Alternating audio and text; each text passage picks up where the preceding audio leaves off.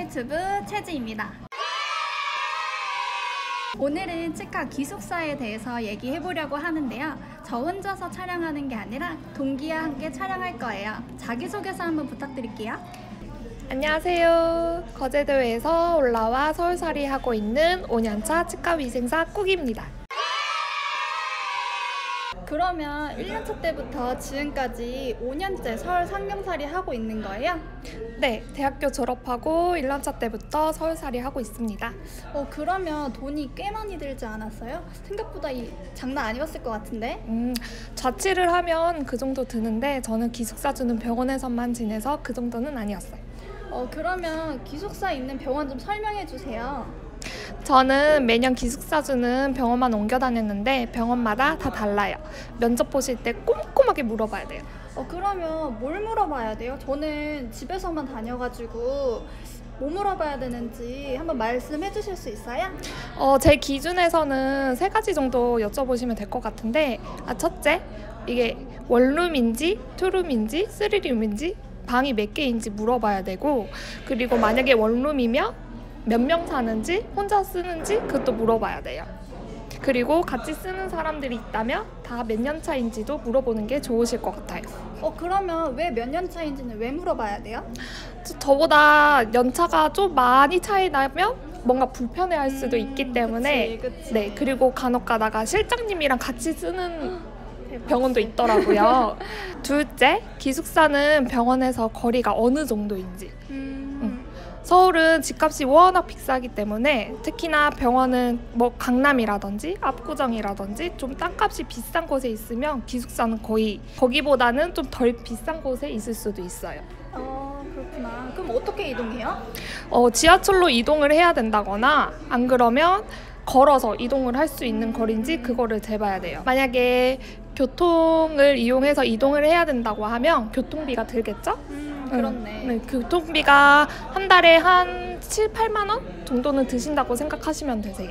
그러면 기숙사 비용은 따로 없어요? 뭐 관리비라든지 전기세라든지 수도세라든지 이런 거. 전기세라든지 수도세라든지 가스비라든지 그거는 자기가 쓴 만큼 똑같이 내요. 병원에서 내주는 데는 드문 것 같아요. 거의 없다고 보시면 되시는데, 그거 말고 기숙사의 방값이라고 해서 매달 10만 원, 한 20만 원, 30만 원 이렇게 지불을 해야 되는 경우도 있어요. 생각보다 좀 나가는 경우도 있네요. 네. 기숙사 지원의 장점은 뭐예요? 장점은 저는 2가지만 뽑을 수 있을 것 같은데요. 첫째는 집 구해야 하는 스트레스를 덜 받을 수 있다는 거. 그리고 2번째는 자취할 때보단 돈이 좀 덜 나간다는 거. 돈을 좀 많이 모을 수 있다는 뜻이죠. 기숙사 지원의 단점은 뭐예요?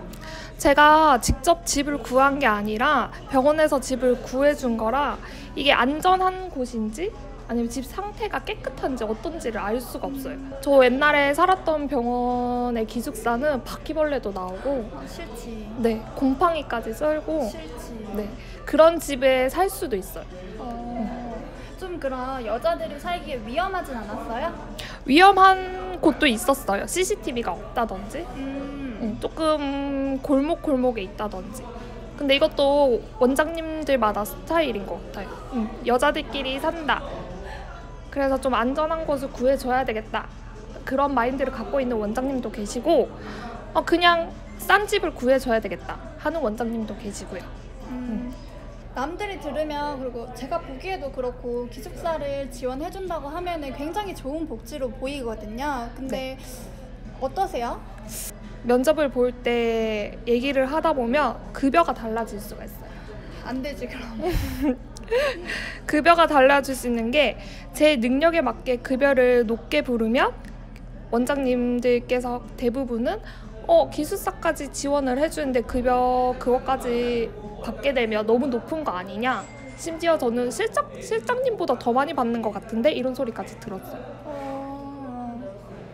그쵸, 연차도 있는 상태에서 기숙사도 지원을 해줘야 되니까 약간 원장님 입장에서는 부담이 될 수는 있었겠네요. 네, 부담이 크죠. 다른 사람들은 그거에 맞는 또 다른 복지를 내줘야 되니까 원장님 입장에서는 부담이 클 수밖에 없어요. 그럼 그만큼 급여에서 조금 같은 연차에 비해서 더 조금 받았다는 뜻인가요? 저는 그렇게 생각을 해요. 다른 연차들에 비해서는 조금 덜 받고 시작을 했을 거라고 생각을 해요. 그 외에 우리가 그런 말 있잖아요. 대학생 때도 친한 친구랑 기숙사를 하면 절교하고 그 친구랑 이제 안 만나게 된다 이런 말이 있잖아요. 네. 그것처럼 같이 하루 종일 일하고 집에서도 하루 종일 같이 있고 이러면 좀 그런 거에 있어서 불편한 건 없어요? 있어요. 불편한 거 많아요. 원룸에서 둘이서 쓸 경우에는 더 불편해요. 같은 방에서 같이 자야 되고 제 사생활이 전혀 없어요. 그치. 근데 만약에 투룸, 쓰리룸, 그러니까 각각 방 안에서 이렇게 생활을 할 경우에는 어느 정도 사생활은 보장이 돼요. 근데 이게 공동으로 사용해야 되는 부분에서는 조금 트러블이 생길 수도 있어요.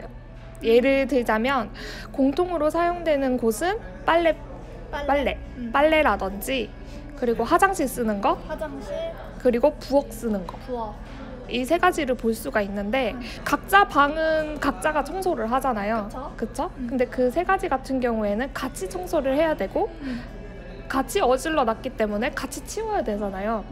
그거를 당번을 정해주는 게 좋을 것 같아요. 당번 정하는 거 괜찮은 것 같다. 네. 그리고 냉장고를 사용하는 것도 저희는 줄줄별로 각자가 각자 먹을 거? 네.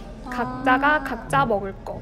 그리고 좀 팁을 주자면 화장실 청소할 때가 저는 제일 스트레스를 받았는데 화장실 청소를 좀 덜 스트레스 받기 위해서 제가 생각해 놓은 게 한 사람 총 3명이라고 하면 한 사람은 세면대를 청소를 하고 한 사람은 변기를 청소를 하고 또 한 사람은 바닥을 청소를 하고 그렇게 구역을 정해서 이번 주까지 청소를 하자 이렇게 기간을 정해 놓으면 그렇게 스트레스 받을 일은 없어요.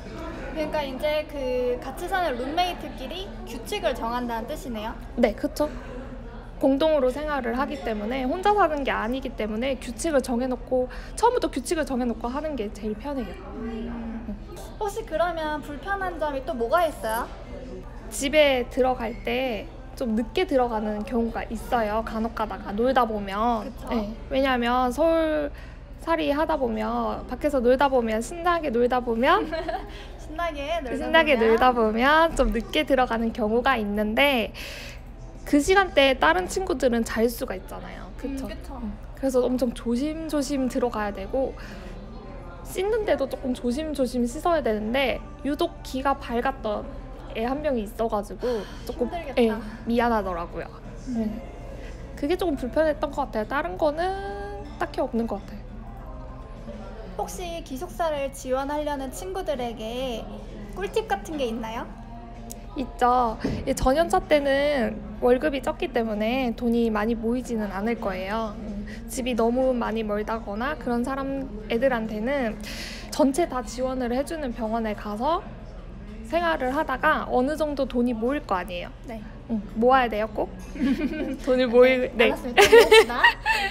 돈을 모이고 나면 그 돈을 이용해서 전세자금 대출을 받아서 자취를 하는 게 좋을 것 같아요. 아, 전세자금 대출이요? 네. 전세자금 대출이라고 하는 거는 국가에서 한 80% 정도는 대출을 해줘요. 오, 좋다. 그리고 한 20% 정도는 제가 돈이 어느 정도 있어야 돼. 20%.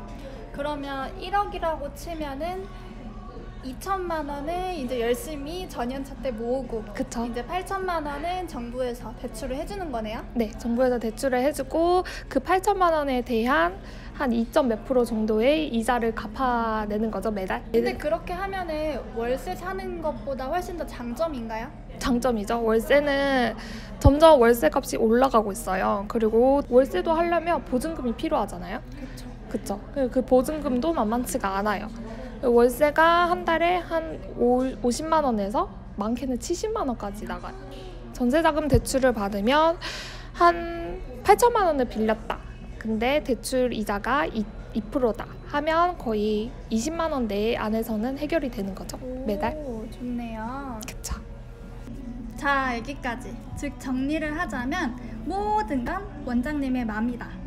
하지만 여기서 저희가 드릴 수 있는 꿀팁은 나라에서 지원을 해주는 청년 전세 자금 대출이라는 게 있어요.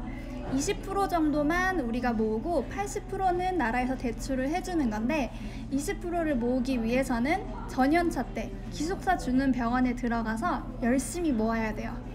놀더라도 열심히 모아야 되는데 이거를 모은 후에 이제 전세 자금 대출을 받아서 후에는 이제 연차가 조금 쌓이고 돈이 모이면 그때 자취를 하는 거를 추천드립니다. 원장님 사랑합니다. 좋아요와 구독은 힘이 됩니다. 감사합니다.